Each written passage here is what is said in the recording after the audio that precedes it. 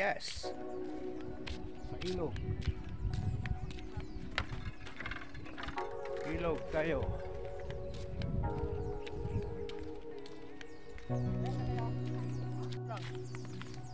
O, isa-isa lang. Oh, may restaurant dyan. May ano naman. Oh, pwede ka kumain dito. Mura. Sino yan? Uy, ilog ba yan dyan? Pasyalan niya.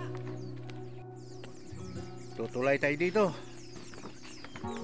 Ayun, no? Delikado pa tutulay ito. Baka marupok na yung kawayan eh. Mamasal tayo dito sa mga kasulok-sulukan.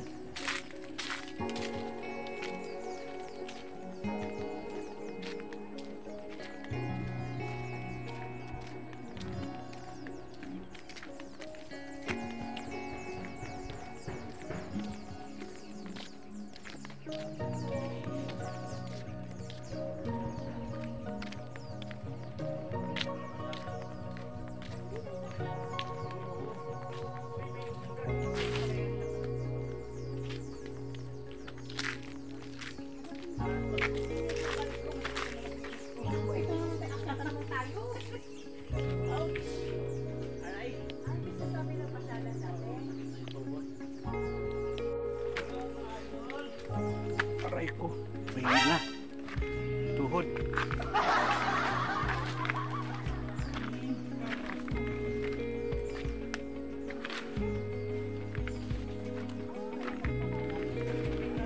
Hindi na napasyalan ito, no?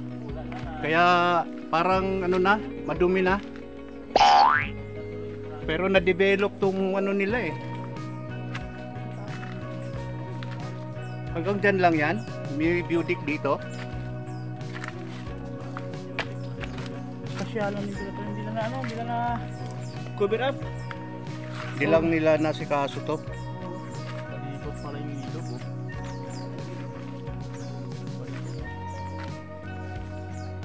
Ayun. Palibot, no? Palibot, no? Kagubatan na to mga kamasa. Hindi na nasikaso tong pasyalan na to. Eh, meron sa taas na sa na yun. Wala na sa papunta to. Huwag na yan.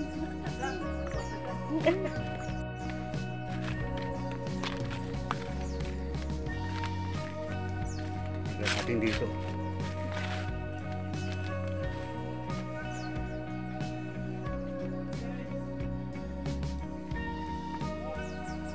Ayun o mga kamasa, yung coffee shop. Babalik tayo dito sa gilid ng ilog mga kamasa. Ayan yung paligid natin, puro pine tree. Kaya itong lugar na to eh naka-design sa mga ano to, campsite. Yan o, babalik tayo ulit dyan sa tulay na to. Tulaying kawayan ang ilalim. Oh, medyo tagilid nga lang oh. Yun yung sapa oh.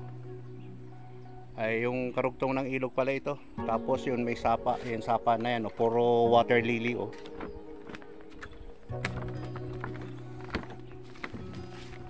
Sa kayo dumaan dito?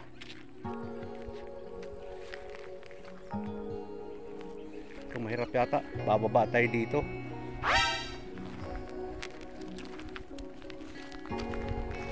Dahan lang tayo dito kasi galing ka tayo sa aksidente sa motor eh.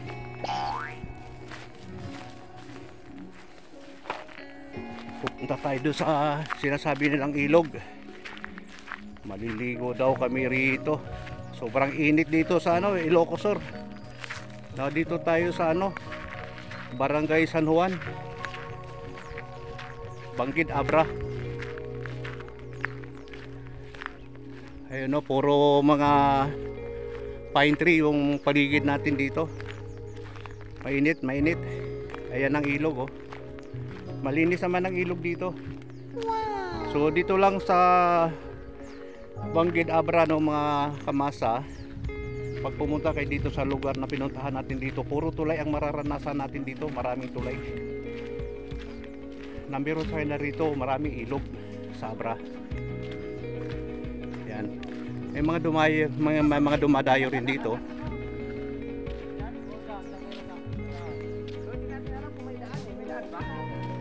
Doon kayo dumaan sa dating daan. Dire-diretso lang yan. Ayan o, bumabaybay tayo dito sa gilid mga kamasa. Sa tabi ng ilog. O, magandang ilog. Malinis. Malinis eh, oh. Kaya plano namin maligo dito dahil sa sobrang init dito sa Ilocos Sur.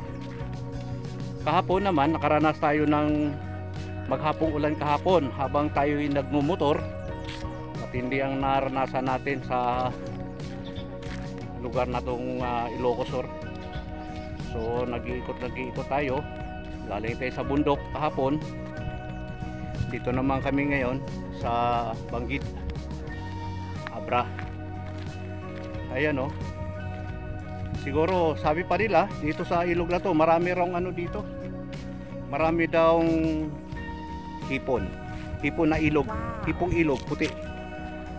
Ayan o mga kamasa, malinaw naman. Ayan o. Merong ano dito. Hindi ko alam kung ano yan, pero mukhang napabayaan na. Tawid tayo dito sa ilog. Yun, yung ilog na yan. Yan tayo tumawid kagabi kasi yung dito, yung kalsadang bagong dinivelop, bagong semento. Dito tayo dumaan kagabi oh. Ang hirap tumawid dito kasi pag dinaanan ng gulong, gumagalaw yung bato kaya bumabaon yung gulong dito. Kaya ang nangyari, tinulak tayo. Oh my God. Kaya no, linaw ng tubig oh. Ang ganda pa ng bato. Batong ilog. Oh, sarap, malamig. Wow. Oh, malamig oh. Ganda. Sarap. Sarap magbabad oh.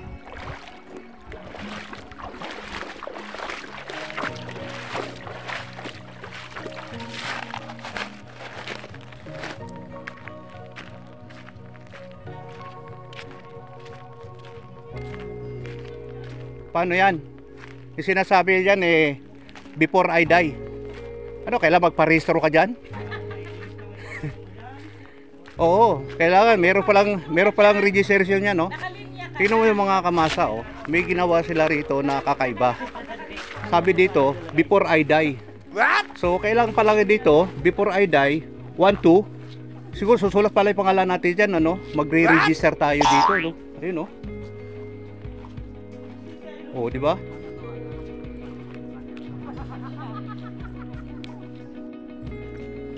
Ayun.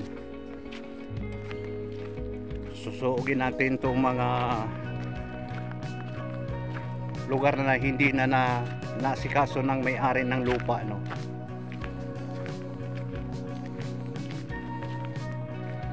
Ayun, no? So ito, no, mga kamasa, ito ano to? Ito yung tinatawag na anahaw.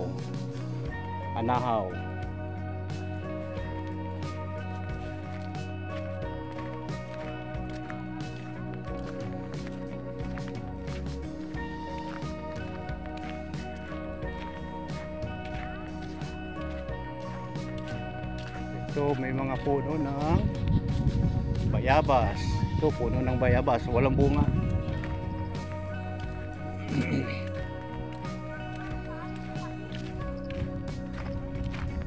Meron silang mga bagong tanim na niyog. Nilalagyan nila ng harang para hindi kainin ng baka yung tanim nilang niyog.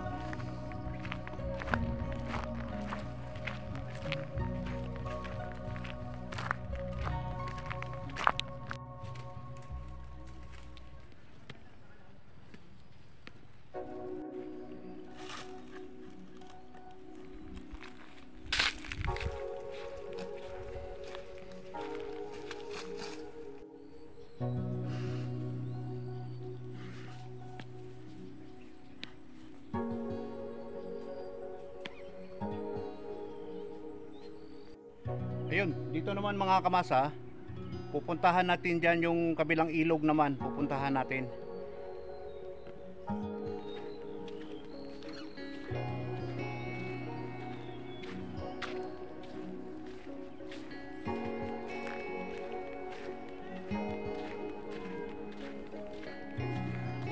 Merong ano dito. Meron palang munting tulay dito, oh. Ayun, walang tubig. Sabi pa nila dito,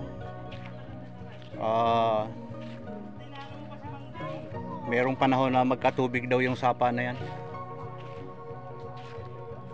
So ito mga cottage dito medyo napabayaan na, no? Wala na, sira-sira na. Sira-sira na. Kasi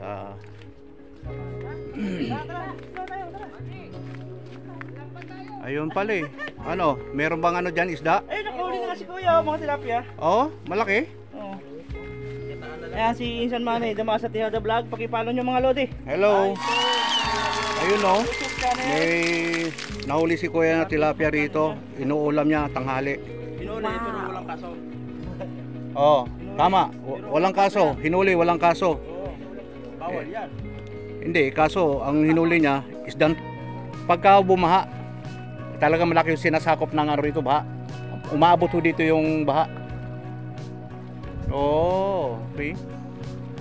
Pero yung ilog na yan, hanggang Gahita ho ba yan? Oh, ang lawak ano? Ang lawak ng... Oh, pero walang nakatira dyan sa side na yun, sa kabilang side na yun, ano? Kasi inabot ng tubig pag may baha.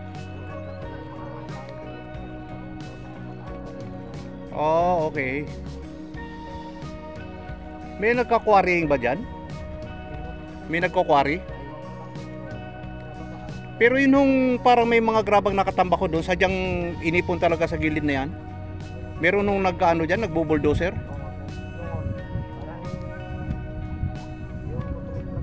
Oh, okay. Yung ano, control flood nila yan. Okay. Ano pong pangalan nila, kuya? Pangalan nyo? GC? GC? Ayun, si Kuya GC. Maraming salamat sa nabigyan ng informasyon dito sa lugar nitong Banggid ho to, no, Abra? San Juan? Barangay San Juan? Banggid, Abra. Okay. Salamat po, ha. Pupunta lang kami muna dun sa ilog. Titignan namin kung pwede ho kami magtampisaw dyan. Sa may malakas ang pressure. Oo, salamat to sa paalala.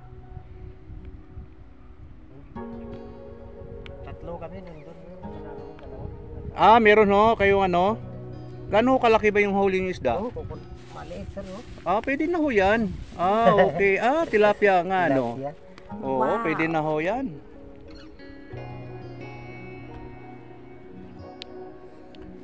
Yan, tatawid tayo dito sa munting ilog.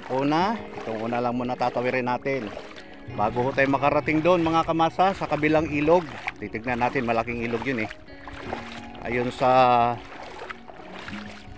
detailing ibinigay sa atin ni Kuya Jesse. Huwag daw kami pumunta doon sa bandang gitna kasi malakas daw yung pressure ng tubig. Kaya titignan natin. Maghuhubad tayo ng tsinelas muna. Lalakad tayo dito sa buhangin na mainit. Try natin lumakad sa mainit na buhangin. Sabi nila pagka daw may biri-biri tayo lumakad daw tayo sa buhangin. Ayun, mga kasabihan ng mga kadalasan na nagko-komento, no? Malakas ang pressure ng tubig dito.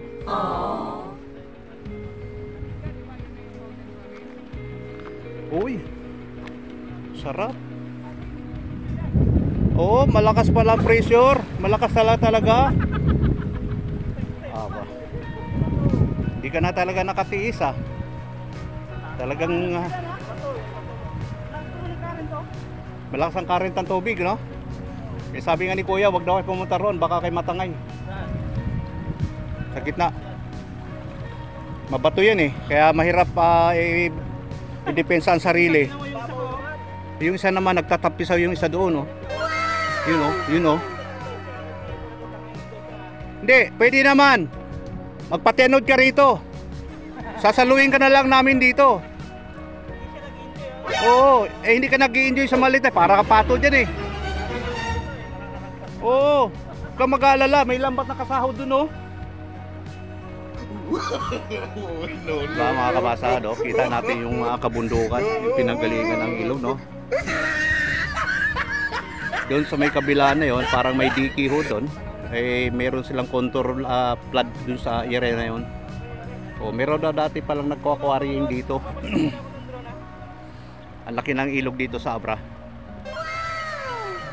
Eh, meron tayong nakikitang mga nakaano doon sa diki, oh. Naka-part na mga motor.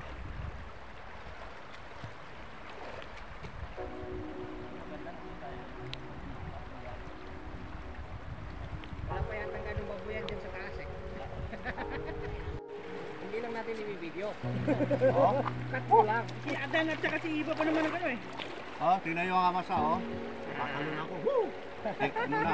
Mamaya, stop. Diyan ka lang muna. Ayun sa namin. Sa bato ang ulo niyan. Baka magaling. Pulutin tayo sa ilong. Baka magaling. Pulutin tayo sa ilong.